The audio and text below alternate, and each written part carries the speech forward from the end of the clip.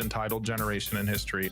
Your generation is lazy. Y'all don't want to work these days. Younger people just don't want to work. Gen Z doesn't want to work. We love the internet, but I will tell you one thing, it's made you lazy. Oh, it's made you lazier than you ever thought you could be. Work smarter rather than harder. If these companies want to use you, then use them back. We want to quit because we're being taken advantage of. We can't even afford to live. My generation is frustrated. As younger members of Gen Z enter the workforce, there's been an uptick in the narrative that paints the entire generation as lazy, entitled, and lackadaisical.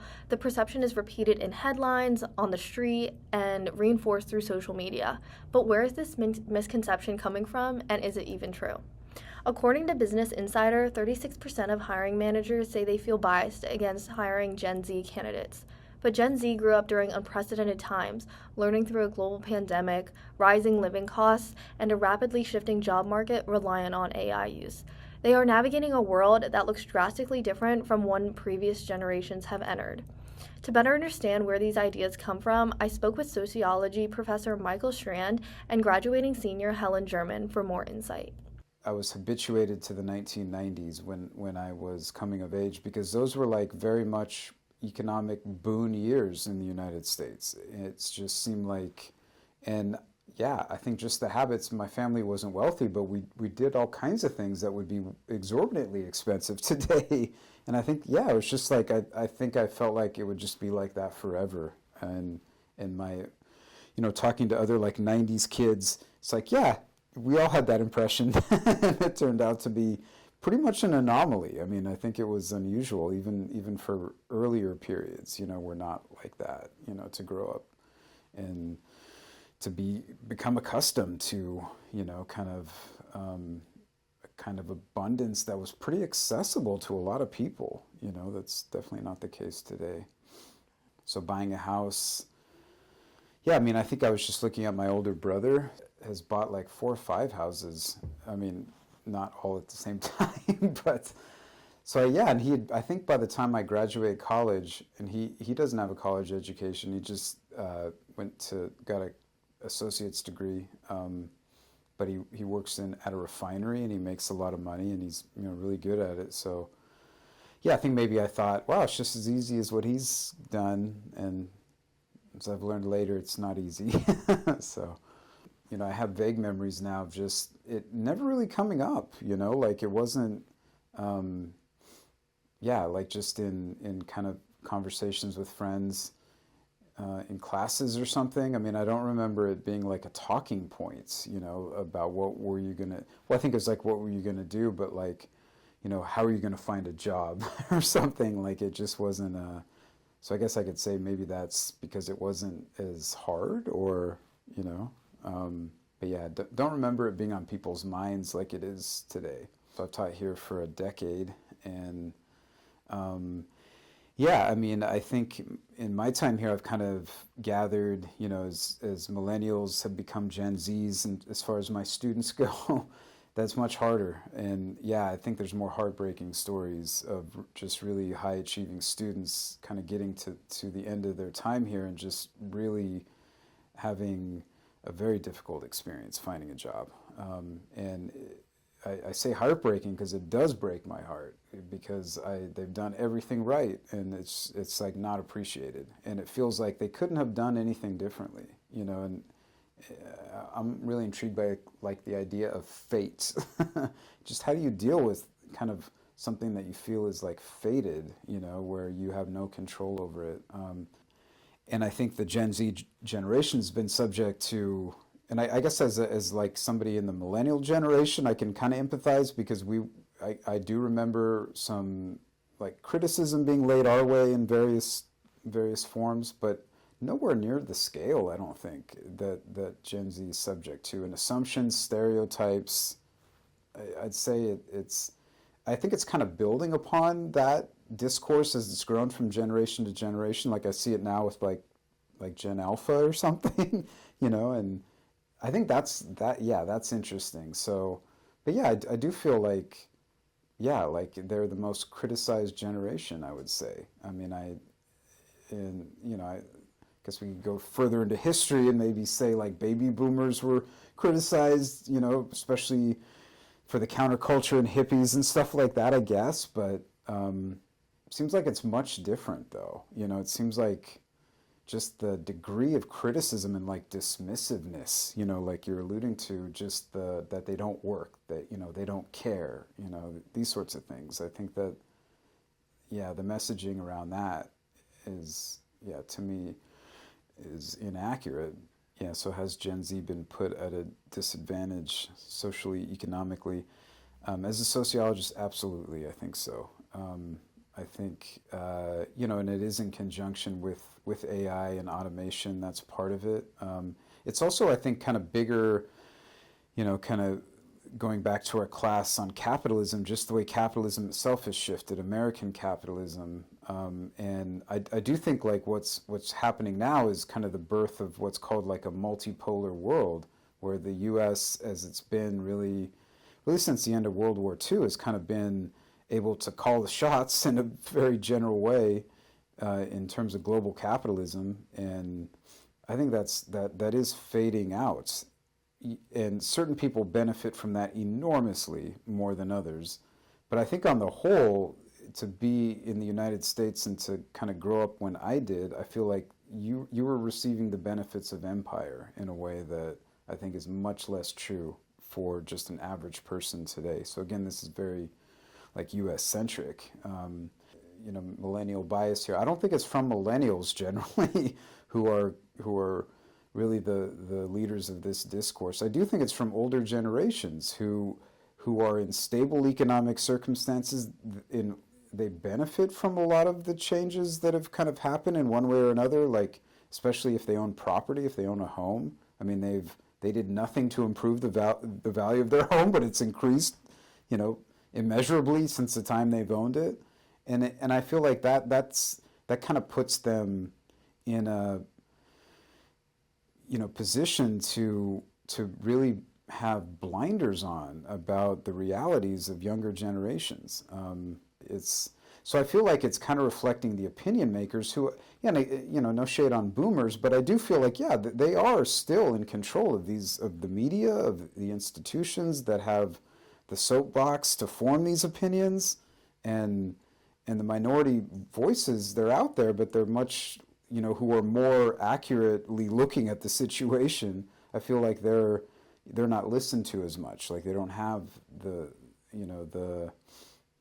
loud enough voice. Not yet, right? I think that will change with time. Part of the story of different habits and desires and stuff in Gen Z is because, like, and this isn't a full analysis. I can't really say, that there isn't ways to poke holes in it, but I do feel it's like kind of like, why buy into this system if it's not buying into me? I don't think older generations generally can relate to, that experience, just feeling like the system has no use for you. You're just, I guess like Marx would say, you're surplus population, right? That, it's a phrase, but it can also be a reality. And yeah, I think, so again, kind of like generational differences, people not being able to, have that same perception, and then, they kind of make inferences, right, that are on that basis that are very inaccurate. I don't think Gen Z is lazy. I just think they're dealing with unprecedentedly hard circumstances, especially economically and politically. And it's not their fault. And I do think at some point there'll be a political response that builds out of that. I studied politics and history, are my majors, and then I have a double minor in business and legal studies. I feel like it's definitely a competitive cycle right now. Graduating, I'm very excited for, but entering the workforce, I feel like is making me a little bit nervous, just because I haven't really figured out what I want to do and if I have a job. I'm really excited to graduate because as a student, I get like very consumed into my work, and I feel like it takes like the priorities. Like I'll go days without seeing people because I'm like studying. So I'm excited to kind of like step away from that and maybe find a hobby, go hiking or something. Because I am so like type A about certain things, I really want to know what I'm going to do, and I feel like graduating and not having a job lined up is very stressful, and it's always like in the back of my mind. The job search has been not the best. I've applied to, I feel, almost over 100 jobs, and I've only heard back from a few. Last semester I was applying because I started applying in like late November, and yeah, it has just not been the most rewarding. I've definitely spent like hours. Just like I feel like it takes, because for each job you have to write like an individual cover letter, especially because I'm applying to a lot of legal firms, so they all want like their own individualized, this is our mission statement and how do you fit it. So when I do sit down, I feel like it's almost 6 hours of just filling out like applications, writing cover letters. On the other end of it, like job recruiters will use AI to download your resume and then parse all the information. It's like, well, maybe it's not getting all the information. Or even with like cover letters, like I submit and I don't know if it's human reading it or AI reading it. And it's like, well, I feel like it loses that human connection of like job search, job application, you know? It's so robotic now. Most of the time it's like a ghost, and sometimes I actually do reach out if it's like a smaller firm and I'm like, hey, why, what was with my resume or application that like didn't fit or like wasn't a good match, and actually nobody has ever responded to one of those. But yeah, a lot of them ghost, a lot of them just will send like, hey, thanks for applying, but we're going another route. But yeah, I feel lucky when I get the rejection. A lot of the jobs say like 0 to 4 years, but they really want like 2 years, or like they want some experience. I really want to find a job that's gonna like push me out of my comfort zone, because I feel like that's when I grow the most. So in a job that like is hard and I want to like learn a lot and make mistakes and like feel like a little bit of pressure, you know? I don't want a job that's super easy. Being uncomfortable is like how you learn and grow as a person. But I also took a class in business and my professor said, culture eats strategy for breakfast.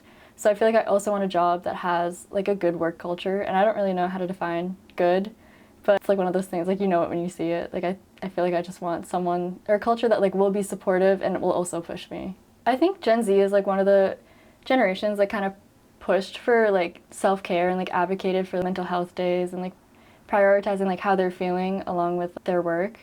So I feel like definitely Gen Z has a good work-life balance. The older generations see like, oh, these kids are watching TikTok all day. Like they don't understand, they don't work like we did. And then it's like, well, actually I'm applying to like 50 plus jobs like every week and nobody's hearing anything. I'm not hearing anything, nobody's saying anything. Like I feel like it's a very misunderstood relationship right now between us and older generations. I got really lucky, so I don't have any student loans, which is like really, I feel very grateful for. But I'm actually doing a paper about like housing and affordability in Massachusetts specifically, and it's like definitely like I'm realizing I don't know when in my lifetime I'll be able to own a house actually. So I feel like that definitely factors in. And me and my friends have talked about, oh, but like we should live together after graduation, but like, where are we gonna live? No one's got the funds. So Gen Z was kind of born into a world that put them at a disadvantage. And I think a lot of that critique is from like the older, like the boomers. A lot of them think like Gen Z is entitled. All Gen Z cares about is staying in bed and watching TikToks all day. And it's like, well, actually, no, we don't care about that. I feel like we were given a world that environmentally like falling apart. I think there's a lot of things happening like in the world itself. And obviously things happen with the boomers and Gen X and millennials too. But I think we're kind of taking the brunt of their actions, if that makes sense. And we're stuck. Gen Z has to like rise up. So I feel like that's also part of like the pessimistic view that Gen Z is like rumored to have of we're stuck with a world that we have to fix now. And I think also like COVID contributed a lot to like, Gen Z's like mentality of it's not all about work, you know, like it gave us time, like the world stopped, so it gave us time to find hobbies, go outside, do things we normally wouldn't have done. And I think that has kind of like bled into after, where it's like maybe boomers had the mentality of work the 9 to 5, come home, get up, work the 9 to 5 again. But Gen Z's like, no, wait, we don't have to do that because it's a miserable way to live. We can take a step back and find something that we find enjoyable or something that's going to fulfill us, do work that's going to fulfill us. So I feel like that also is like part of the misconception. We're given a lot of flack, I guess, for putting like mental health first, but I feel like that's a really important thing that the generation is actually doing, is prioritizing mental health and destigmatizing therapy, like that kind of thing. I feel like a lot of generations misunderstand that as you're being lazy, you just don't want to work. And it's like, no, like depression's a thing, anxiety's a thing, like, and we should be talking about this. So I feel like more generations should just kind of understand where Gen Z's coming from and like realize like we're all just trying to live in this world that is burning a little bit. Maybe we should all be working together instead of being like the boomers saying, oh, 9 to 5, go do it. And the millennials are, I don't know what they're doing. And I don't know, it's hard to work together if everybody's always like taking shots at each other, you know? I don't think Gen Z is lazy. I just think that there's a lot of misconceptions about Gen Z, and I'm not really sure where they come from. I don't know if it's because of the mental health stuff, or if, I don't know how we got that label as lazy. Maybe because the phones were such a big, like it was such a surge with our generation, but now like Gen Alpha has that same surge, so, and I don't know what people are calling them. But I just feel like it's a little unfair. There's definitely hard workers, and to like just label the entire group is like very like, well, okay. But I also feel like Gen Z is not like a generation that's just gonna like sit there and take what you say to them, you know, like it's gonna be like met with some resistance, you know, because I don't know, it's how we grew up.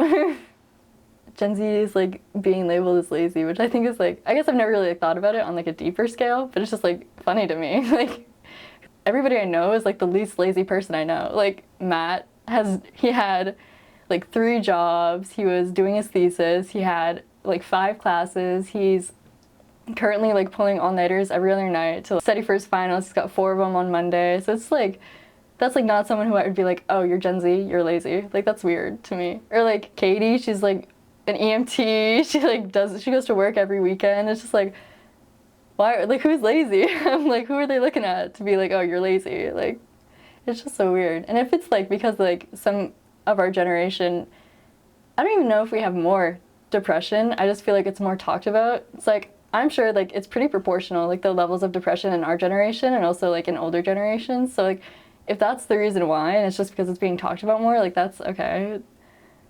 Like what are we supposed to do about that? God forbid we make mental health normal. Like, so I don't know. I feel as though Gen Z is not lazy.